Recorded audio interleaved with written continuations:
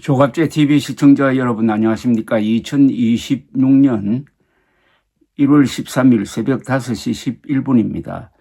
더불어민주당 윤리심판원이 어제 각종 비위 의혹으로 원내대표에서 물러난 김병기 의원에 대해서 제명을 결정을 했습니다. 김 의원이 지난달 30일 원내대표직에서 사퇴한 지 13일 만입니다.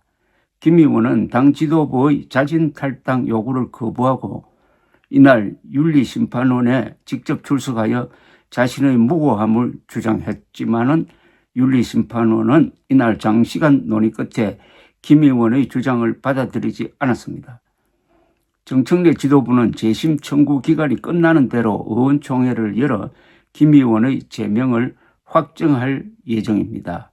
한동수 윤리심판원장은 이날 밤 11시 10분쯤 서울 여의도 당사에서 기자들과 만나 징계 시효의 완성 여부, 사안의 중대성 등을 종합적으로 고려하여 심의 안건에 대하여 제명 처분을 의결했다고 밝혔습니다. 한 원장은 징계 사유에 대하여 보도된 대로 대한항공 호텔 숙박권 수수, 쿠팡 70만 원 오찬 등이 포함되어 있다면서 공천 헌금 관련 의혹도 일부 포함됐다고 했습니다. 윤리심판원은 어제 오후 2시부터 회의를 열고 9시간 동안 김 원내대표 징계 수위를 논의한 끝에 김 의원을 제명하기로 결정한 것입니다. 당초 민주당 지도부는 윤리심판원에서 김 의원의 제명을 결정하지 않으면 심야에 긴급 최고위원회를 열어서 비상징계를 하려고 했다고 합니다. 하지만 윤리심판원이 자체 징계를 결정하면서 최고위는 취소되었습니다. 정청래 대표는 14일 최고위원회의에서 윤리심판원 의결 결과를 받고 의원총회에 회부할 방침입니다. 민주당 관계자는 윤리심판원도 김 의원이 각종 의혹에도 버티기에 들어가면서 당에 너무 큰 부담을 주고 있다고 판단한 것이라고 설명을 했습니다. 김병기 의원은 어제 오후 윤리심판원에 출석하여 자신의 공천 헌금 수수 의혹 등에 대하여 3년의 징계 시효가 지나서 징계 사유가 안 된다고 주장을 했습니다. 그리고 부인의 동작구 의회 법인카드 사적 유용 의혹 등 13가지 의혹으로 윤리심판원에 회부되었는데 여기에 대해서 조목조목 자신의 억울함 등을 호소하고 반박을 했다고 합니다. 민주당 윤리심판원이 김 의원에 대해 최고 수위 징계인 제명 처분을 한 것은 의혹이 상당 부분 근거가 있는 데다가 당을 향한 여론이 악화돼 더 이상 지켜볼 수가 없고 경찰에서 김 의원 의혹 관련 전방위적 수사가 진행 중인 것을 감안한 것으로 보입니다.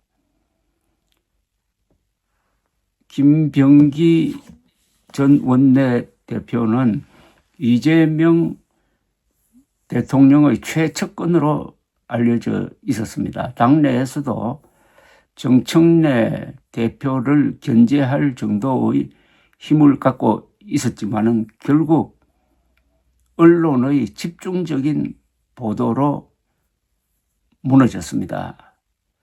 한국에서 정권을 잡은 사람들마다 언론을 위축시키기 위한 여러 가지 꾀를 쓰는데 그건 한 번도 성공한 적이 없습니다. 한국은 조선조 시대부터 이 언론이 강한 나라입니다. 하물며 대한민국 건국의 지도자 이승만 대통령이 기자 출신, 논술위원 출신이었습니다. 그리고 6.25 때는 세계에서 아마 처음으로 전쟁 중인데도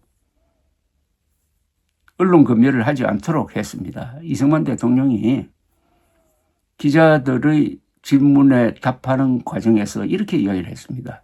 우리가 지금 공산당과 싸우는 이유는 자유를 지키기 위한 것이다. 그런데 자유를 지키기 위한 싸움을 하면서 언론 자유를 제약하는 것은 그건 모순이다. 당장 그만두라고 했습니다.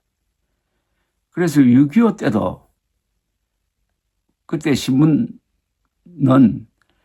국군의 잘못, 국군이 뭐 누구를 양민을 했다든지 하는 것을 과감하게 보도를 했습니다. 그리고 이승만 대통령은 한국전 기간인 1952년에 대통령 직선제도하고 최대 규모의 지방선거도 하도록 한 사람입니다. 전쟁 중에 선거도 하고 언론 검열도 하지 않은 세계에서 유일한 나라가 한국입니다. 그만큼 언론의 자유는 한국인의 체질이 되어 있습니다. 이걸 인위적으로 제한하려고 하면은 반드시 무리가 생깁니다.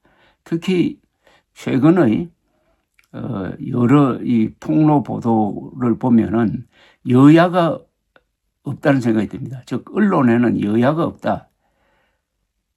그 말은 무슨 뜻이냐 하면은 지금 민주당의 불리한 기사가 민주당과 친하다고 보여지는 언론사에서 많이 쏟아져 나오고 있습니다. 이거는 참으로 바람직한 현상인 것입니다. 사실에 관한 한 여야나 좌우가 없어야 됩니다. 그러나 자기 의견을 가지고 다투는 건 좋은 거죠. 이 부분에서는 한국의 보수가 참 문제입니다. 윤석열의 불법 계엄을 옹호하는 것은 나름대로의 이유가 있다고 치더라도 윤석열이 주장하는 부정선거 음모론은 명백한 거짓말인데 진영 논리에 빠져가지고 그걸 믿고 있는 사람이 보수의 한 반 정도 됩니다. 이렇게 되면은 한국 보수는 죽었다 깨어나도 진보로부터 정권을 찾아낼 수 없게 될 것입니다. 김병기 의원 탈당 결정은 이것은 어떻게 보면 언론의 승리이고 한국의 민주주의가 그만큼 강해졌다는 뜻이기도 합니다. 감사합니다.